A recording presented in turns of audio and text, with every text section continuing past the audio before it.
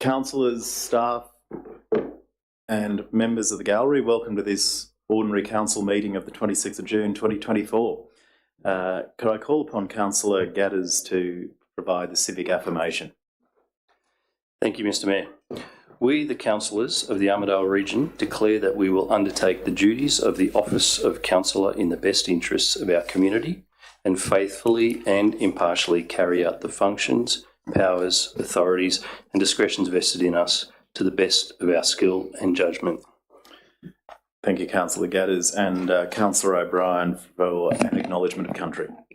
We acknowledge the traditional custodians of this land and pay our respects to elders past, present and emerging. The Armidale regional community pays tribute to their love of land, love of people and love of culture. Thank you very much. And could I call upon the General Manager to make a statement regarding live streaming? Thank you, Mr Mayor. This meeting is being audio and video recorded, and the recordings of the non-confidential parts of the meeting will be made available on the internet. No other persons are permitted to record the meeting unless specifically authorised by council to do so. And could all laptops and mobile phones please be set to silent? Thanks, Mr Mayor. Thanks, Mr General Manager. Councillors, I have received an apology from Councillor Widders. He won't be joining us today, and I note that Councillor Redwood is joining the meeting remotely. Next item, councillors, having reviewed the agenda, do any of you need to declare a conflict of interest? Councillor McMichael. Yes, I'm declaring interest for item 10.1, small community grants. I have a pecuniary interest as one of the grants. I have a pecuniary interest in 10.1. Yep, thanks. Thank you. I also need to declare an interest for the same item, 10.1. I have a non-pecuniary, non-significant interest, so I intend to remain here as well. Sorry, just to clarify, I'll be leaving the chamber. Thank you, Councillor McMichael.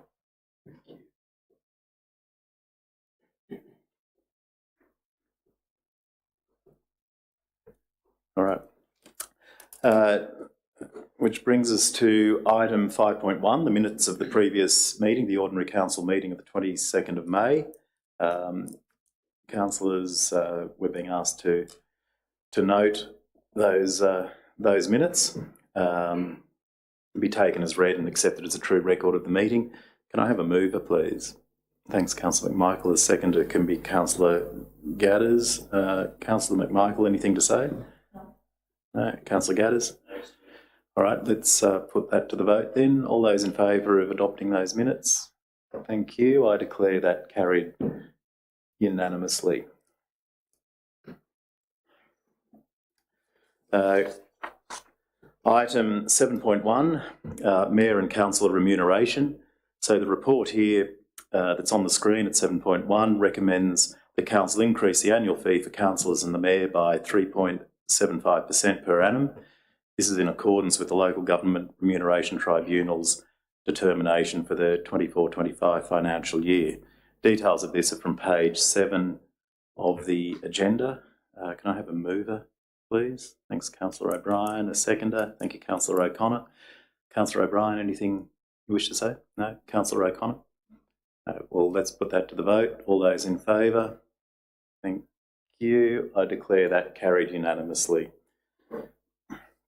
Item 7.2, the Council Actions Report, which summarises the actions taken on resolutions of Council for the period January 2022 to May 2024.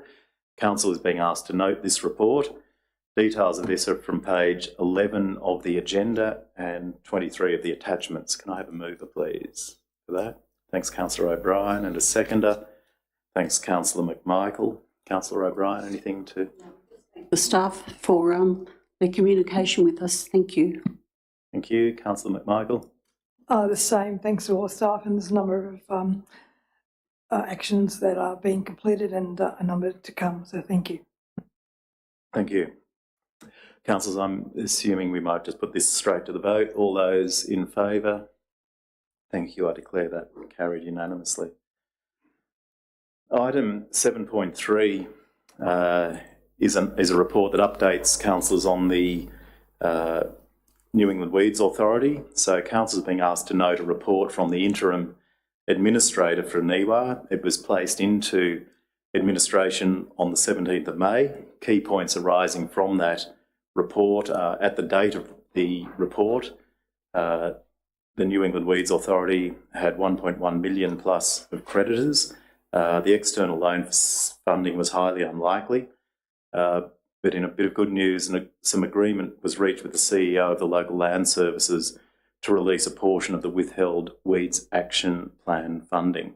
I note in a subsequent communication from the administrator that's now occurred, with a smaller amount being held back subject to a forensic audit.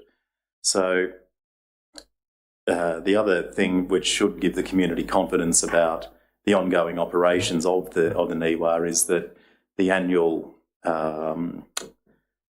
annual fees for the three councils, excluding Armidale, are expected in coming weeks. So that will be a good thing. So details of this are from page 12 of the agenda and page 78 of the attachments. Can I have a mover? Thanks, Councillor O'Connor. A seconder?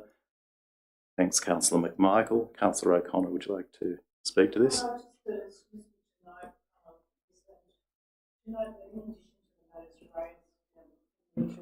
Excuse me, I don't think you should speak. Oh, sorry. Speaker on. Sorry, yeah, I move it, and the only thing I want to add is that in relation to the matters raised in the interim report by the interim administrator, which we're noting now, one item that perhaps will come to light later is the capacity of the Weeds Council and its past performance in performing quite profitable private works, and I think this has probably not been recognised in the cash flow information that's been presented to date, and a number of other matters. So it is an ongoing matter, and I retain great confidence in the Weeds Council to get through with the support of all the relevant members, or at least the majority of them. That's all I want to say at the moment. Thank you, Councillor O'Connor. Councillor McMichael. Oh, sorry. I think that we are very sorry that this has happened. I think that weeds are an extremely complicated and important issue for the region, and we appreciate what the administrator is doing, and we look forward to him fixing the issues and the Weeds Authority returning in some form. Thank you. Would any other councillors wish to speak? Councillor Robinson. Yeah, no, I just wanted to say that I did contact the interim administrator earlier this week, and he did say that some of the private works, they were still able to do them, which is a good news, at least as far as improving the financial situation. And the only other thing to say is, I note in the interim administrator's report that a lot of the problems do seem to be with state government bureaucracy having to, all the overheads and the cost overheads of having to run a county council nowadays, and maybe there will be some good solution to that. Thank you. Thank you. All right, councillors, let's just put this to the vote. All those in favour of noting the report? Thank you. I declare that carried unanimously. Item 8.1 is the cash and investment report for the month of May 2024. So there hasn't been a lot of movement there at the end result. There's probably a lot of internal movement. We landed at the same spot. So council holds $121 million in investments and $11 million in cash. We also, this report's showing interest received of $515,000 for the month of April. Details of this are from page 14 of the agenda. Council is being asked to note the report. Can I have a mover for this, please? Thanks, Councillor Gadders. A seconder. Thank you, Councillor Meckham. Councillor Gadders, anything you wish to say? I'll just be brief. So thank you. As in terms of the results here, we continue to our podcast. Thank you very much. I'm just realising my microphone was off. I guess I wanted to take the opportunity to say of the $131 million under investment that Mr. Mayor just talked about, only $5 million of that is unrestricted. I just wanted to take that opportunity to get that out there and make sure that we all understand we've still got a whole lot to do here to bring the organisation back to financial prosperity. Thank you. Thank you. Councillor Meppen? Yeah, I have nothing to add to that, thanks. Thank you. All right, councillors, let's put this to the vote. All those in favour of noting cash and investment report? Thank you. I declare that one carried unanimously. Item 8.2 is the adoption of the final integrated planning and reporting documents and the making of rates for 24-25. These documents include an operating plan and budget, fees and charges, a revenue policy. So details are from page 21 of the agenda and 85 of the attachments. There is a recommendation, a lengthy one on the screen. Could I have a mover, please? Thanks, Councillor Galletley, and a seconder. Thanks, Councillor Gadders. Councillor Galletley, anything you might wish to say? Yeah, I think it's all gone through pretty well. I can note that there's a lot of money came in through this for a few of the things around town and for the local villages and stuff. We've got just put in there in it there. We've got $300,000 for open spaces in Armidale, so that comes under a little bit of sporting and Councillor Councillor O'Brien, is in on this. This was us as well, with me as well. So we got 300,000 there for Armidale. We got 300,000 for open spaces in Guy around about $80,000 each for each village to go in. So that's been budgeted into it. That's just amongst other things, but I'm sure other people will have a bit to put together this. But I think it's a good one. Thank you. Thank you very much. Councillor Gadders. Just to be brief, this is that moment in time every year when we need to solidify, the operational plans going forward, and I'm glad we're at that point because it sets the future direction. Thank you. Thank you. Councillor Robinson. I'd like to move a very minor amendment, if I may, which is that after one operational plan and budget 24-25, we have, with the addition that C1.1G in the LSPS is brought forward as a specific action in the operational plan for 24-25. Okay, thank you. Can you just, if that could be highlighted? So Councillor Robinson is what's on the screen. Yep. Thank you. Yep. Okay. I'll go to the mover and seconder to see if they'll accept that. Otherwise, we'll then put it to a vote. So, Councillor Robinson, can you just turn your microphone on? Oh, sorry. So, can you explain what this is, please, Councillor Robinson? Just because I haven't looked at this, I'm afraid, yes. Well, this simply relates to the glossy, healthy winter air brochure that we've already prepared. And C1.1 in the meeting is just to advocate to the state government to establish a financial assistance programme to support an incentive package to replace existing wood heaters with alternative cleaner heater options within Armidale. So it's basically we've done all the work and we just need to do the advocacy and apply for the funding. Thank you. Does that answer your question, Councillor Galletley? Another question. Why have you brought it in so late in this meeting? I'm a bit curious. Why didn't you bring this to us earlier on, or even to the staff when they're putting this policy together? I'm a little bit. I don't like this bringing it straight in out of nowhere as you have. I won't be supporting it. That's for sure. Okay. Well, that probably answers the question, which was, will as the mover or the seconder accept that? Thank you. Yeah. Given that you won't, we'll now move to vote on this. But I'd see Councillor O'Connor's. Okay. So we now have a mover and a seconder for this as an amendment. So all those in favour of. Okay, I'll go to Councillor Robinson as the mover. Is there anything you'd like to say, Councillor Robinson? Go, Councillor O'Connor, sorry. you turn that off. I'll defer to Councillor O'Connor. Oh, look, for 20 years, this council has been working on its air quality. I mean, whether you want to admit it or not, I don't know how this fell off. Councillor Robinson drew it to my attention. It should be in the operational plan. Its advocacy doesn't cost a lot of money.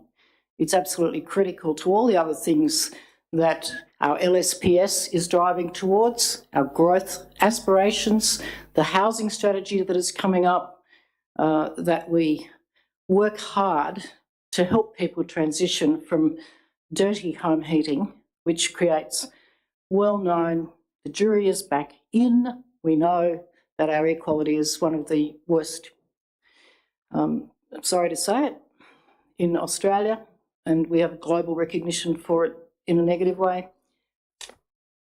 Just stick it in. Let us keep hammering the state government to help us get some financial assistance in accordance with the brochure that we put together, the pitch brochure that we were invited to put together, and that both Councillor Robinson and I expended, and members of staff, including the Director of Planning, Mr Boyce, have put in. I'm sorry, he's got another title, but it's very long. We've spent hours and hours and hours and hours grinding out a document that we could use as a sales pitch to get some help from the state government. Air quality is their responsibility as much as it is ours, or more so. We don't stand to lose anything by including this in the operational plan for the next year. Why is it not there? I don't know. Let's not bitch about it. Let's just pop it in. And, you know, if I can only imagine that it was an inadvertent omission, and if it isn't, I would like whoever advertently omitted it to explain why, because it's been part of this council's policy to get assistance from the state government to help with our winter air quality problem since, well, I don't know, at least 20 years. So what's the problem? Somebody say so, otherwise just pop it back in and we'll go forward. Thank you. Councillors, does anyone else wish to speak to this? Well, can I just add something, and that we already have been working on that as well. We've met with the Department of Regional New South Wales. We've also met with Penny Sharp's office. And so we are hoping that this is something that can happen this year, and we will be working on it at the same time as the Asthma Australia trial. So let's just get on with it and make sure it's in the operational plan so that it doesn't get forgotten. Thank you. Thank you. Councillor O'Brien. Oh, I just for the benefit of the rest of the councillors, if we might just have some, I suppose, explanation about whether this makes a difference, or what is the difference, or why wasn't it there, and just so that we all know what's going on, if that's all right. So would it be a fair summary to say what is the impulse on council of including this item? Yeah. Okay, maybe if I throw to Chief Officer Boyce. Thanks, Mr Mayor, through you. Councillors, if I'm understanding the discussion correctly, this is an action in your local strategic planning statement which has been adopted. So by default it is in your operational plan. I think the thrust of what Councillor Robinson is saying is she would like a specific action added to the operational plan so it occurs next financial year. Thank you very much. Maybe if before we do, do you see an impulse on council for this? Okay, thank you. Yep, thank you. All right. Councillor Galletley.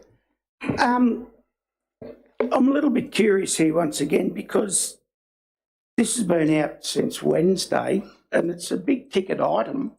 I'd imagine those that read their business paper certainly would have picked up on it by this particular stage, or is everyone too busy to read their financial? Is everyone too busy? So when there's a point of order, I have to stop. For a point of order, Councillor Galletley, can you turn your microphone off, please? Look, the implication that myself or Councillor Robin has not read our papers is insulting, it's false, it's just beneath our dignity. And I ask you as Chair to please ask our colleague Councillor Galletley to refrain from such pointless imputations. We can keep the bite out of everything, please. Councillor Galletley, let's not continue down that line. Okay, Yeah, I'm just very very disappointed once again that we have to bring these things up in the last minute. I'd like to think it'd be a little bit better organised than that, and it wouldn't be in the last 2 hours that Councillor Robinson puts these things to us to make a decision when if you give us a little bit of time, we might be able to work it out a bit better, or even just going straight to the executive beforehand and saying, look, maybe you've left a little bit out of this, and so can we pop that in? But I'm a bit disappointed that they that some councillors seem to have to bring these things up in the last minute for us councillors to try to get our minds around, or even get the staff to get their minds around. But it's very disappointing. Thank you. Councillors, I might just, something's just been brought to my attention, and that is that this item is actually in the IP&R documents. If you look at page 121 of the attachments, in the future region, item F2.4.1 states, advocate for New South Wales Government real-time and publicly accessible monitoring of the Armidale air quality during the winter months. And item F2.4.2, advocate for New South Wales Government assistance to develop a clean air strategy and deliver an education program on the causes, impacts and ways to improve air quality in the Armidale region. So I might just, I realise we're probably labouring a point here, but Councillor Robinson, you might need to pull that up on your screen. Does what is in there, is that?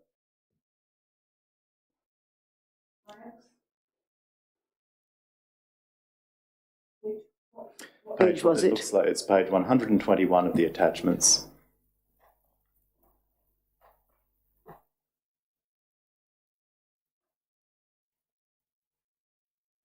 And it was F2.4.1 and F2.4.2.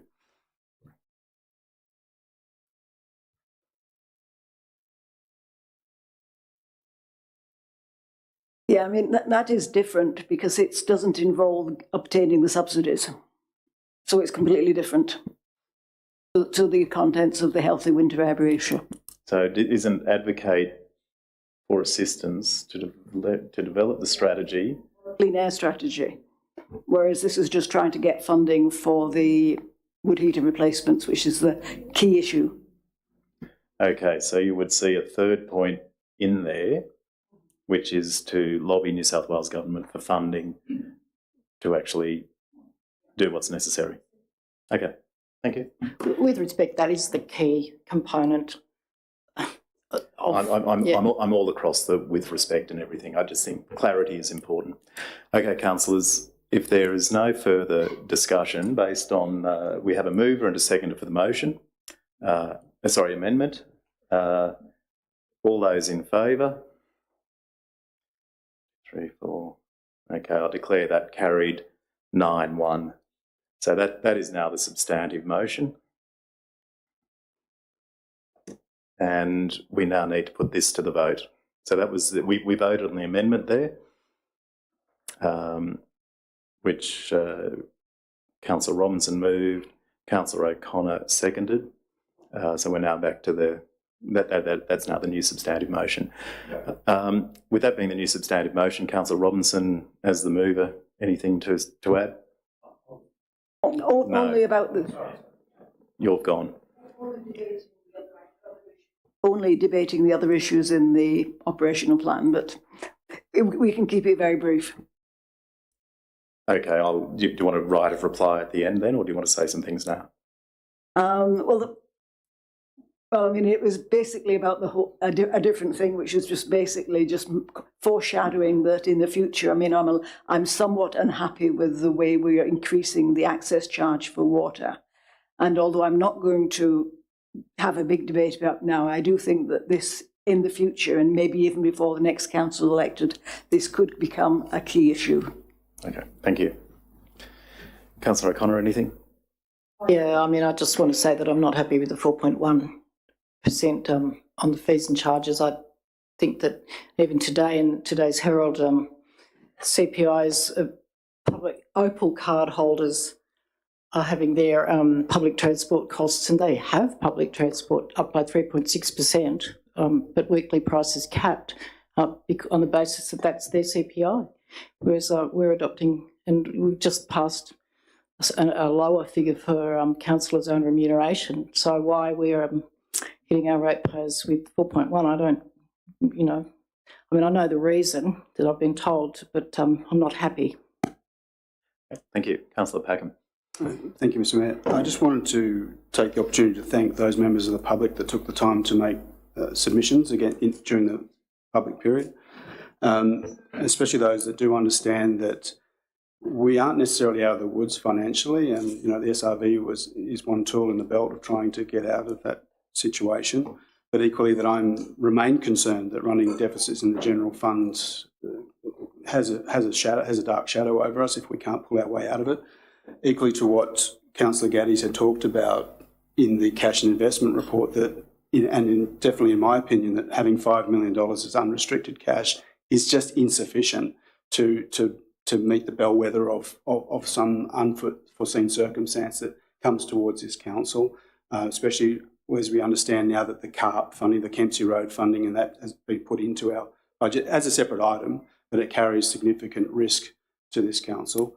And I'd still like to see us not run deficit budgets in the general funds. I know that we've received a windfall gain of about 3.4 million in interest, and I would like to have seen that quarantined towards that the kit that's set aside for impairment of activity that comes across our desk that isn't foreseen, as opposed to using it as a way to smooth out what seems to be a positive consolidated result, but in actual fact is wearing down on the reserves by having deficit after deficit in the general fund. But all in all, I think it's a good consolidated approach, but I do foreshadow concern of a black cloud if we continue to run deficits in the general fund. Thank you. All right, councillors, anyone else wish to speak? Mr Mayor, can I just say something? I feel like I need to say something. I take those comments on board, but I think they're a little disingenuous. Council, again, we've had this discussion many times. Council sets the policy and the objectives. At no point during this cycle or any cycle of this council have I heard any councillor say to us, produce a zero budget, a net cost zero budget. Now, we could do that if that was the instruction, but that's not been the instruction. So you have the budget you have in terms of being able to maintain and increase expenditure on infrastructure and all of those sorts of things.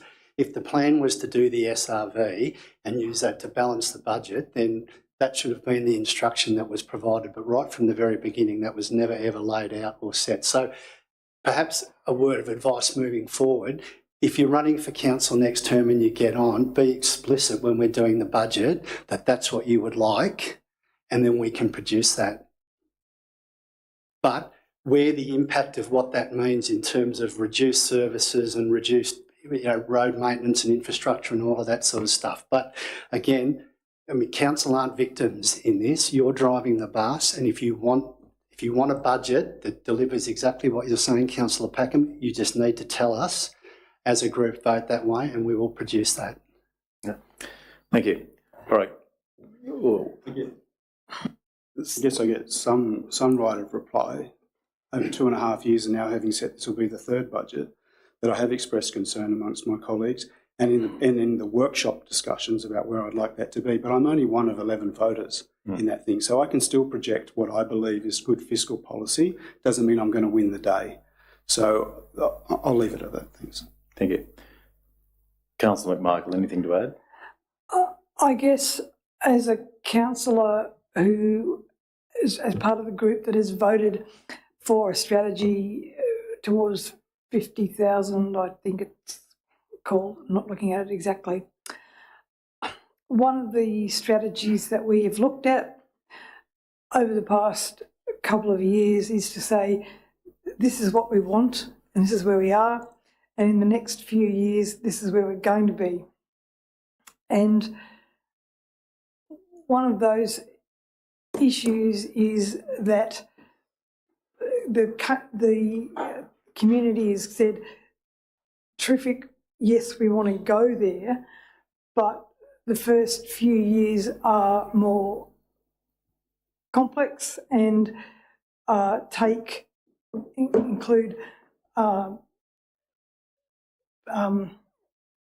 less money, like Councillor Packham has suggested, but the outcome eventually will be, hopefully, what we're aiming for is a bigger rate base and less deficits, but that small.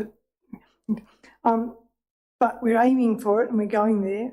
But as a number of people in the submissions have said, we're with you, but it's complicated to get there. So I think, here's to everyone getting there, and here's to a great community. Thank you. All right, councillors, we've exhausted all of our comments. Let's put this to a vote. All those in favour of adopting? Thank you. Okay, I declare that carried unanimously. Item 9.1 is the public exhibition of the draft local housing strategy. This is a key document produced during this term of council, which provides clarity to residents, investors, developers, and most importantly, the New South Wales government, that we as a region have a well thought out plan on how we can grow in a sustainable way whilst acknowledging the unique flavour of our towns and villages.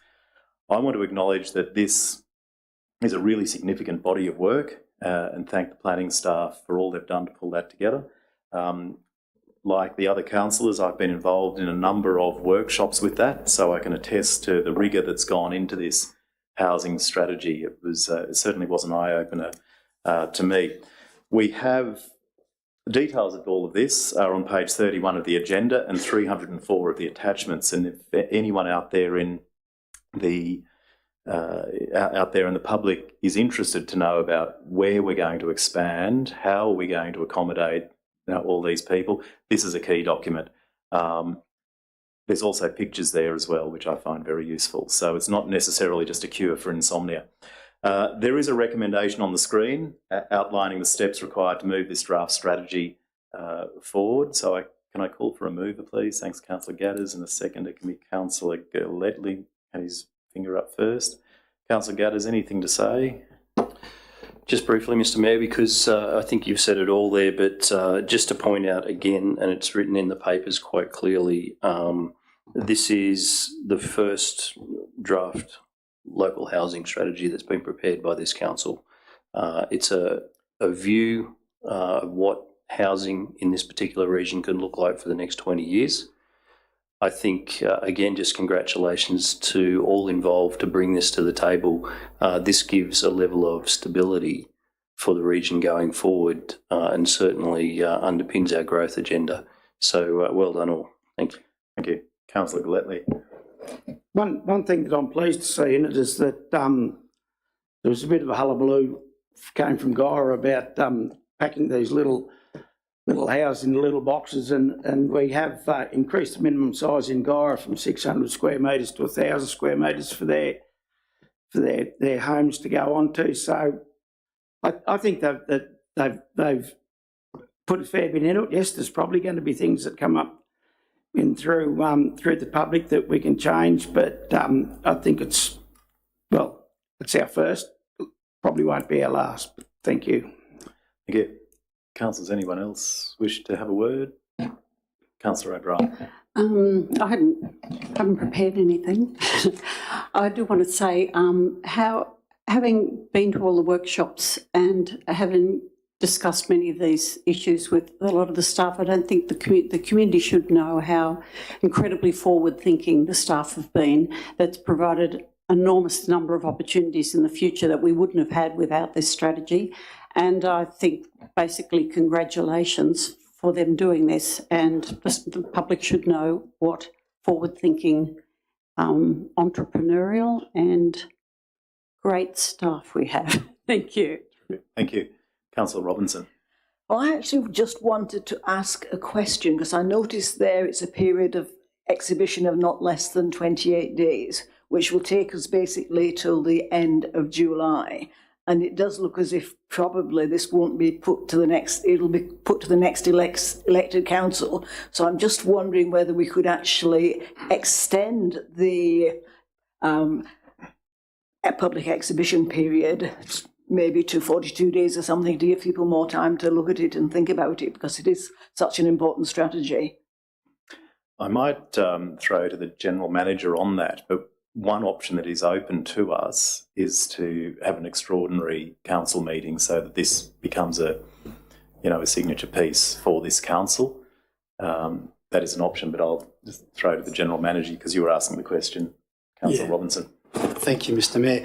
In the body of the report, Councillor Robinson, it is suggested that we could, in early August, have an extraordinary meeting. A couple of reasons for that. One, it's this council that's done all the hard yards and the hard work on this particular item, so appropriate that they get to consider it. But the other thing that it will do for us is provide some certainty over that period of, what am I trying to say?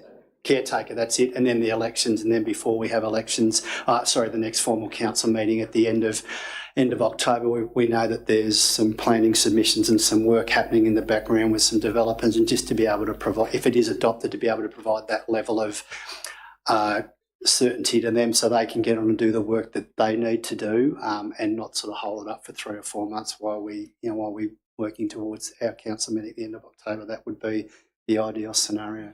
Thanks, Mr Mayor.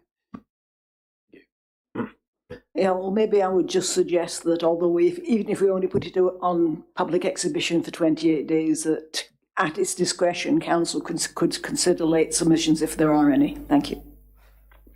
Yes. I don't see a problem with that happening, and I know we have in the past. The staff have extended ad hoc things, but I think we need to first of all work out when an ECM could be called for this, and then notify the public. Councillor McMichael, were you on? All right. I was just going to agree that it would be important for us to have an ECM, and it would be great. Thanks. Thank you. All right, councillors, if there's no further comments, let's put this to the vote. All those in favour of adopting, put it on public exhibition? Thank you. I declare that carried unanimously.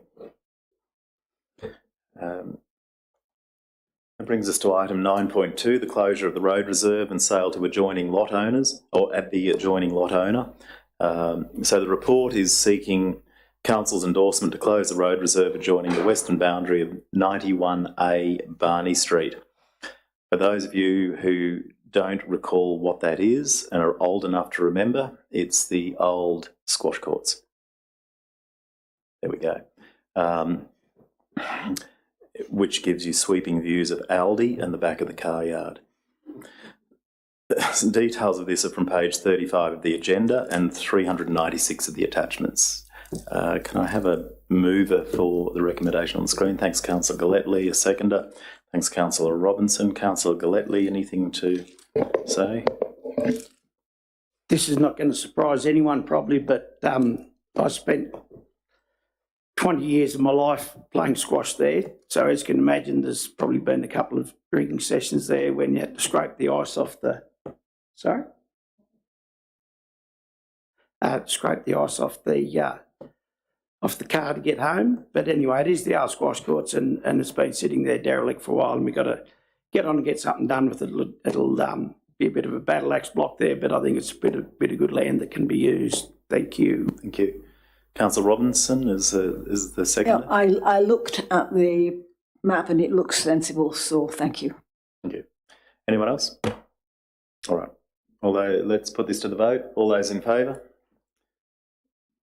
Thank you. I declare that carried unanimously.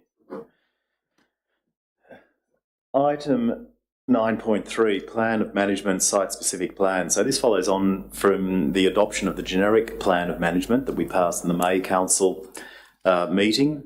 So this report is seeking Council's endorsement to submit 9 site-specific plans to the Department of Crown Lands. And The details are on page 38 of the agenda and 397 of the attachments. The recommendation on the screen actually lists, no it doesn't, the attachments list every park and sports ground that this covers, but there is a recommendation on the screen. Can I have a mover for that, please? Thanks, Councillor McMichael. A seconder? Thanks, Councillor O'Brien.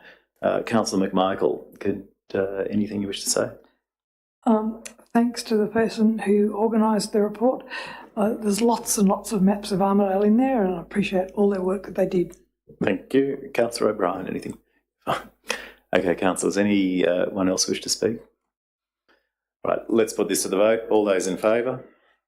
Thank you. I declare that carried unanimously. So we go to 10.1. I note that Councillor McMichael is removing herself from the chamber.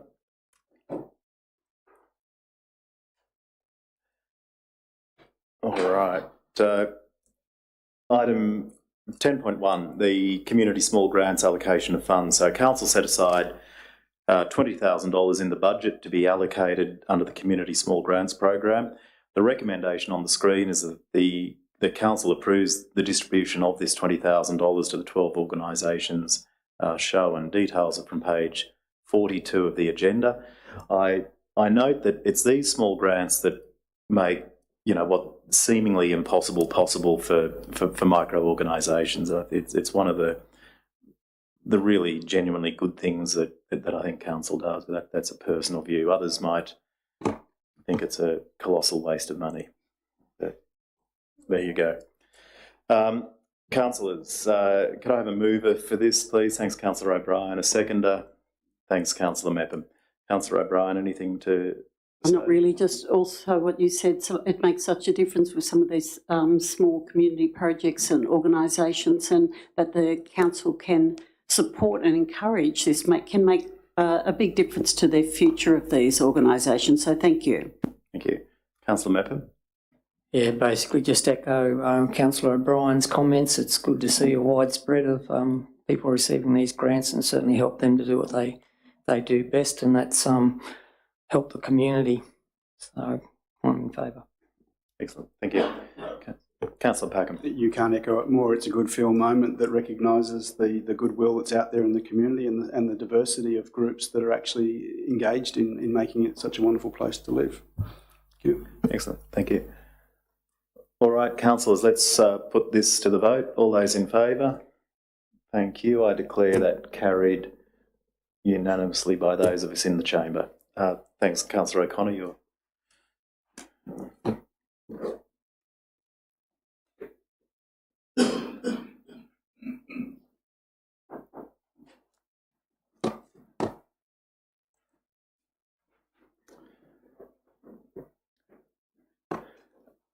And this is a very timely return of Councillor McMichael, because we now go to the committee reports, and the first report is the Traffic Advisory Committee. The minutes of their meeting held on the 4th of June. So maybe if I could impose on you, Councillor McMichael, to be the mover of this, because the recommendation is that these minutes be noted. Yeah. If you move it, do we have a seconder? And I'll then get you to speak. Thanks, Councillor Mepham is the seconder. Councillor McMichael, anything you wish to say? Just give us an overview. Yeah, there's a police ride for the National Police Memorial Wall coming up soon, and we changed the no stopping zone at the intersection of Taylor Street and Barney Street. So look, I appreciate everyone's efforts with the Traffic Committee and sending us information, and it's been great. Thanks. Thank you, Councillor McMichael. All right. Anything to say, Councillor Mepham? Yeah, I just wanted to thank Council for their work on Llangollen Road, which was completed this morning as a traffic issue. Something we've been waiting on for some time, some heavy patching, but we actually got a brand spanking new stretch of road there this morning, which looks absolutely magnificent. So I thank Council for that. I'd also just like to thank for the initiative of putting bitumen seal across Glen Shields Road, getting trucks and buses off the highway onto Llangollen Road. It's always a problem when you want to swing in there. It was a massive potholes continuously because it was mud over rail. And to have that sealed with a pipe underneath, I think it's going to make it a lot safer for trucks and buses to get off the highway. So again, thanks for that initiative, which I don't think was originally planned, but was done while the vehicles were there. So thanks. Thank you, Councillor Mepham. All right, Councillor McMichael, your right of reply. Can I just add something?